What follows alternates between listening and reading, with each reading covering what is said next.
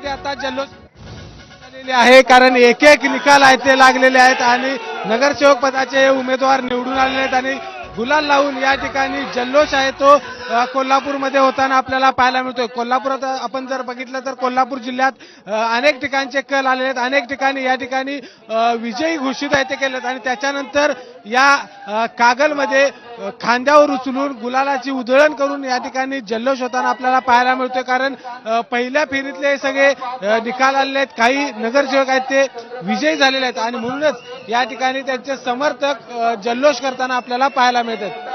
Cameraman Nilesh शेवाळेसह विजय Kesarkar, ABP माझा, कागल, कोल्हापूर. भाजपचे सुरुवातीचे जे निकाल आले त्यामध्ये भाजपचे 2 उमेदवार विजयी झालेले आहेत. आपण बघू शकतो की ते गुलाल उधळलं जात आहे, कारण की नगराध्यक्ष पदाच्या जागेसाठी देखील जो उमेदवार आहेत ते देखील आघाडीवर असल्याचं आपल्याला पाहायला मिळतं. एकंदरीत ज्या प्रकारचं चित्र आहे, काय सांगाल सरपरजी? हे सगळे जे दत्त आमच्यावर माझे मित्र आहे, यांनी आम्हाला हे जीत आणून दिली त्याबद्दल सगळ्याचे धन्यवाद. कोणत्या प्रभागामधून उभी आहे तुम्ही? 4.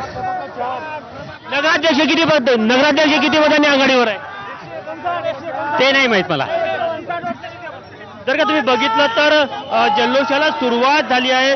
बेसापिपळा नगरपंचायत असेल, सुरुवातीला जे 4 निकाल आलेले आहेत, 4ही ठिकाणी भाजपने विजय मिळवलेला आहे.